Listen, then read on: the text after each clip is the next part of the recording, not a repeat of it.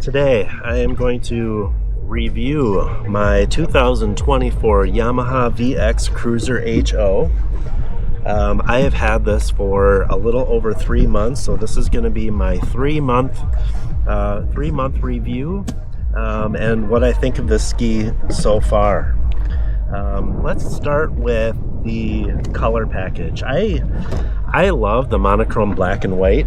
That's a personal preference, but I can't tell you how many times boats will wave me down and stop and tell me how gorgeous this ski is. There's just something about this black and white that's it's really eye-popping. I love the design. You know, take it or love it or hate it. I love it, and I definitely would get another that looks exactly like it again in the future. Next, I want to talk about top speed. So this ski has the new 1.9 liter naturally aspirated engine. It is not supercharged, and the top speed that I have gotten out of this ski is 65 miles an hour. The next thing I want to talk about is fuel consumption. So I have roughly 21 hours on the ski, and this has been just fine for fuel consumption. As you see in a lot of my videos where I went to Legend Lake and Wapaka Chain and Door County, I do get on it pretty hard. I have fun on this ski. So I'm not conservative with gas at all, and I'm getting it's like 5.5 miles per gallon with all of the hard driving too. So, you know, it's not bad. It's really not bad at all. The range on the ski, I haven't done a full range test, but my calculations will tell me it can get 110, 120 miles of range. Not going wide open, of course, but going a standard, 5,500 RPMs, 40 miles an hour. We should be able to get a little over 100 miles of range. So I'd say gas mileage is great. Are there better out there? Sure. But again, this has 200 horsepower and it can go 65 miles an hour. So that is plenty for me. The gas mileage is just fine and satisfactory in my mind. Let's talk about reliability. Yamahas are known for having very reliable skis. And this ski, it's brand new. It better be reliable, but it really has caused me no problems at all. I've sucked up some big hunks of weeds and I've had to get under and clean out the intake grate, but so far this ski has been 100% reliable for me. The first time that I ever took this ski out, I turned it on and it shut off on me right away, and I think that's completely normal. Again, leave comments in below if this has happened to you or became an issue with the Yamaha, but it has never done that since, so I just assumed that was just because there wasn't much fuel in the fuel lines, which makes absolutely a lot of sense the first time I took it out. So nothing negative to say there. It hasn't done it since, so reliability has been perfect on this ski. The next thing I want to talk about is just maneuvering on this ski. The Yamahas and Sea-Doos are a little bit different, and I've never been on a Kawasaki or even done much research on Kawasaki's to know, how their setup is. But maneuvering on this ski is great, the same as any other ski from the handlebars back. But one thing I do want to knock Yamaha for, or at least praise Sea-Doo for their design, is accessing the front compartment. As you can see, this front compartment opens up and it goes very, very deep. The steering column is in the way. I am 5'10", 5'11", and when I reach over the steering column, I can't reach all the way back in there. There's another foot to get back underneath there. So one thing that I recommend is buying something like this. It extends and will allow you to grab what's in that for this section. So this has saved me a lot of times when I need to grab a rope that's attached to my anchor or anything else that's down in there. The rope to the anchors was probably the most important one. Yeah, I could have went for a swim, but you know, it helped. It saved me from that embarrassment of trying to crawl in there from the water. So yeah, buy one of these. Very handy if you have a Yamaha ski, because that compartment, it is so tough, and when you're going fast and over waves and stuff, things just tumble around in there. So when you get this, it actually pinches right on the inside of this compartment closest to the driving column, so it stays put pretty good, but you need a bunch of stuff in there to kind of put pressure on. I'm thinking about just doing like a little strap system, you know, two-sided tape with a little strap that holds this in place. Maybe I'll do that for next year. But this is something like this is recommended. So it's just kind of a pain, this front compartment, getting things in and out. Speaking of pains with the compartment, one last thing.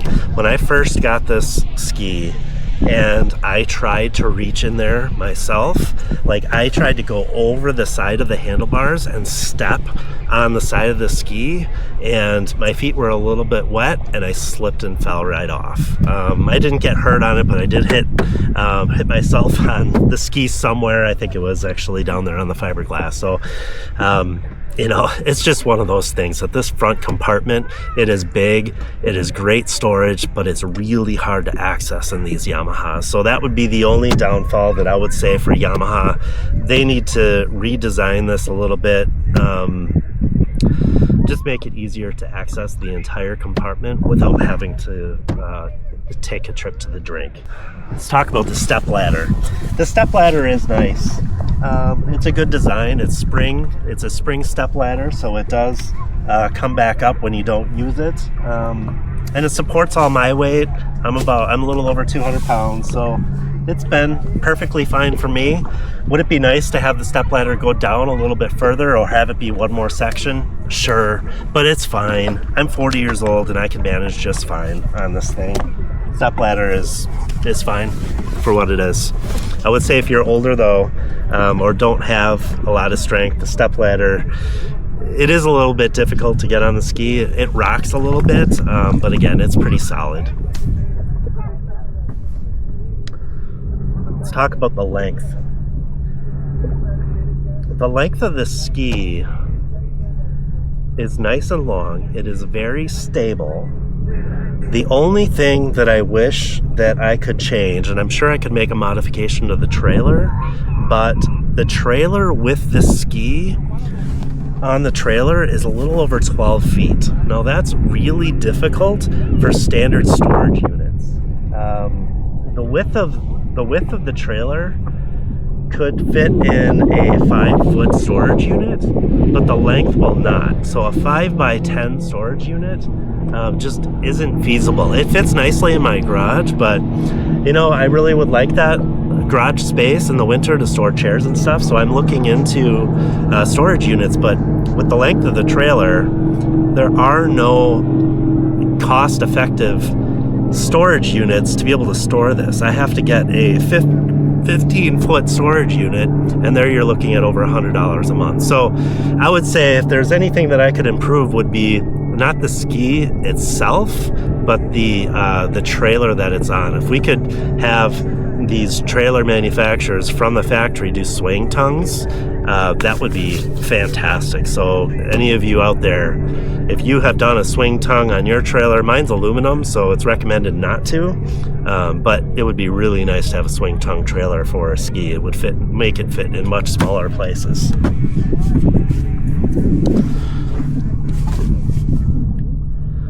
The one other modification that I did, and it was very cheap and efficient, was I added this little cup holder here. So as you can see, the VX does not have built-in cup holders like the FX models do, but this is a cheap, extremely cheap, I think this was less than $3. It's a recessed cup holder. I forget what the brand is. I'll put a link in the description below. It's just from Walmart. It's again less than $3, and all I did was take a threaded bolt and put it in there to meet the threads that the VX takes.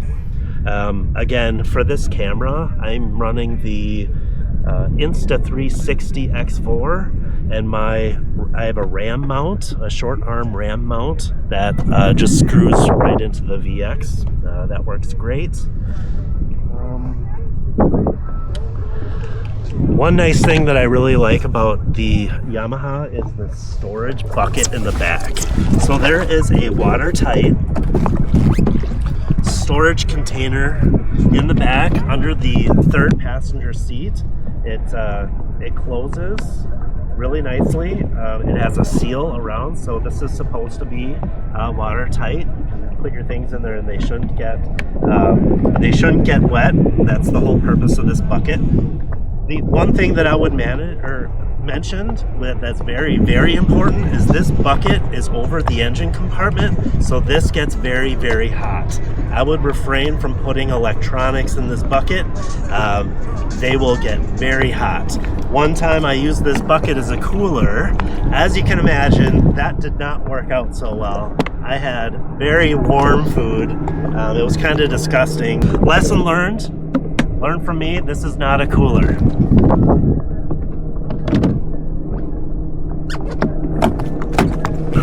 Let's talk about maintenance. Accessing the engine compartment is super easy on this ski. As you saw, I just removed the third passenger seats, and the seat over the motor removes just as easily, and you have full access to the engine compartment. I do have an oil change video that I posted kind of showing what the engine looks like and what you need access to change the oil. Check out that video if you're interested, but accessing the engine and maintaining is really easy. I did the oil change on this ski, and for the 10-hour oil change, and it was very easy. So check out that video if you're nervous or interested in that sort of thing. Yeah, I did a great job. No issues at all with the oil in the ski. So maintenance, very easy. I haven't had to do anything other than the standard oil change, checking the steering column and the other 10-hour inspection checks that they recommend. So this ski is fully up to date. I will be putting out a winterization video.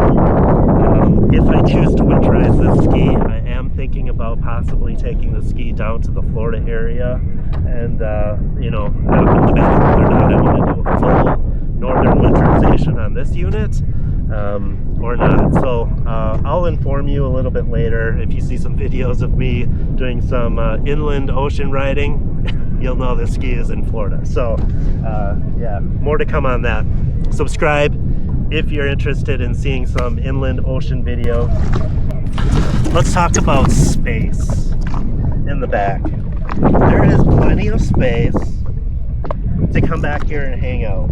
So this platform, and you can see it in the pictures and stuff, this platform is about a little over a foot to the back plastic underneath the engine compartment. So it is plenty of room to kind of work back here. Would it be nice to have a bigger platform? That is an option from Yamaha. They have an optional platform to create more space in there. It is pretty pricey. I don't see the need for it personally.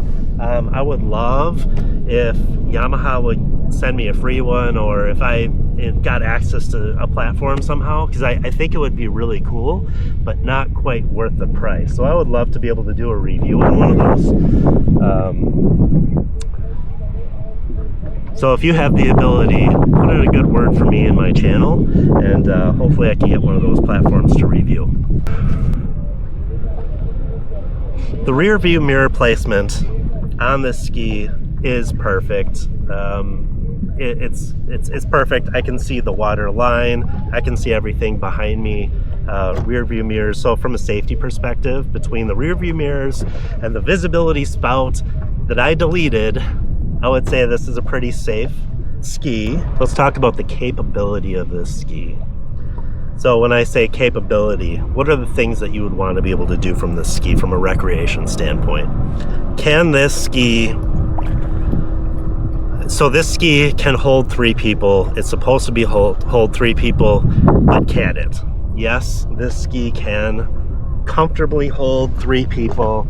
The tiered seating is very, very comfortable, and all 3 riders get nice padded seats, and there's plenty of room for 3 passengers. And the width of this ski and the length of this ski makes it so it's a very sturdy ski. Yeah, with 3 people, that's a lot of weight.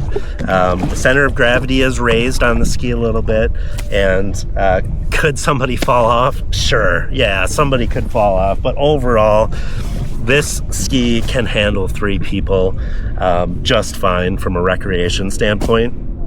If you're doing some ocean riding and just a little bit riskier water, I would say maybe step up to the FX over the VX. It's just a little bit longer and a little bit more stable platform. But again, just in these Wisconsin lakes, and if you're doing inland ocean stuff, this VX platform and the GP platform is just fine from a size perspective, carrying 3 people. The next item of capability is engine power. This, again, has the 1.9 liter 200 horsepower motor. It has enough power to do anything that you need this ski to do. Can it tow skiers and wakeboarders? Absolutely. This 200 horsepower motor, it gets up and goes, and it has the power to do anything that you need it to do.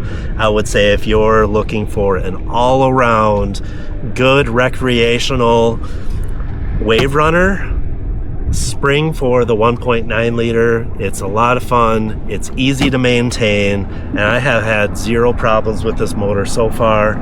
It is a fantastic, fantastic motor. The next category I'd like to talk about is a very important category. Let's talk about storage. So I mentioned before, the front cavity, the front storage compartment is very big, but it's difficult to access. We also have a great storage right in the center console too. The one piece of advice that I would give is try to limit what you put in here. It gets cluttered very quickly when you have your phone and hat and dock lines and snacks and your wallet and your keys and all the stuff in here, right? The only reason why I put so much stuff in the center compartment is because the front compartment's so hard to get at. So again, I wish they would come up with a different design for the front compartment so that this middle compartment can be used for fewer things that you're going to be accessing a lot more. 3 storage compartments. We have the front big one. We have this nice center compartment that has a USB-A charger, as well as a auxiliary plug-in, an old cigarette lighter plug-in, and then it has a nice little holder for your phone. So overall, the space in this middle compartment is pretty nice. It's pretty big and quite handy, but don't put a bunch of stuff in here. It's going to be hard to get at stuff. So between the center compartment and the front compartment, it's just you need to figure out what works for you, what to put in here and what not. Overall storage is really good on this ski. I just wish that they would design things a little bit better to be able to access them a little easier. My camera died, so I had to insert the segment after my run out on the water. No review of a Yamaha Wave Runner is complete without talking about the gauge accuracy. Now let's start with the speedometer. The speedometer, when you're at speed, is pretty accurate. I tested GPS running. It's fairly accurate. It's within 1 or 2 miles an hour of the GPS reading. So at speed, it's completely fine. However, when I'm doing power turns and almost at a dead stop at going 4 or 5 miles an hour, just in the middle of the turn, my speedometer says over 60. Totally not accurate. I'm not sure what Yamaha can do to make that more accurate, to make it actual speed instead of using the engine revs. But that's one thing that I would knock on it. But then again, when you're doing tricks and stuff like that, it's not a big deal anyway. It is accurate at speed, which is the most important thing. Let's talk about the fuel gauge. All right, so there's a lot to talk about here, and a lot of negative to talk about with this fuel gauge. Yamaha had to make a change to their fuel gauge that actually shows that there's less fuel than there really is in there. Let me show you what I mean. So when I'm just turning this on,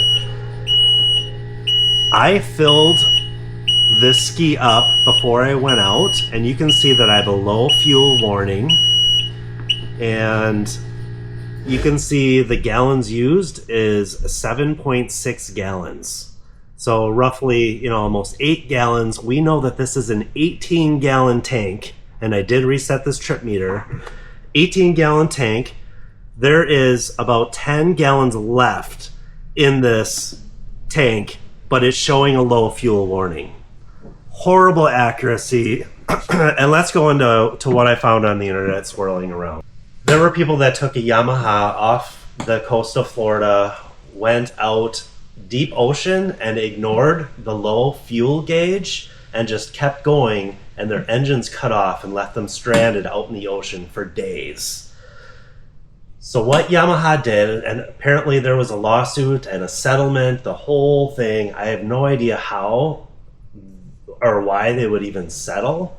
I can't imagine legally how they could lose that case, because I think what they did to resolve it is much worse than having an accurate fuel gauge. So my understanding is, instead of Yamaha changing the design, what they did is, instead of having a straight up and down vertical float to tell you what the fuel is, they bent it so that the float actually floats up faster and leaves a section of gas, like a bigger reserve on the bottom of the tank than what the gauge is actually showing. So now us Yamaha users, we have to guess how much gas we have left in our tank, which I feel has a much higher liability for Yamaha than giving an accurate fuel gauge, as well as at time of maintenance. So if any of you have ever had warranty denied because of running bad gas,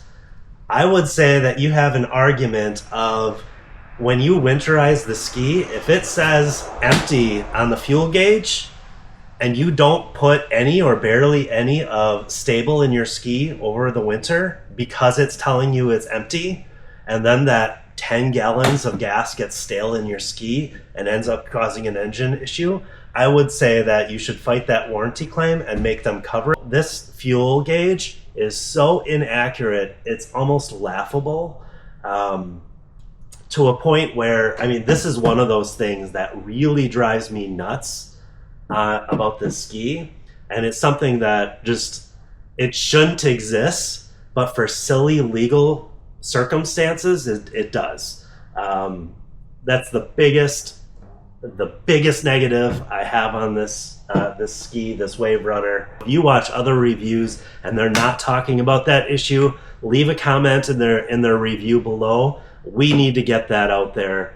Yamaha owners have to guess how much fuel they have left in the tank, which is absolutely unacceptable for a machine like this. Overall impressions of the 2024 VX Cruiser HO. This is a fantastic ski. I would absolutely buy this ski, an exact ski, again. I'm very happy with it. Would I ever want to jump up to a supercharged version of a ski? Yeah, I think that would be a lot of fun, but I do like that this ski can take the standard 87 octane fuel.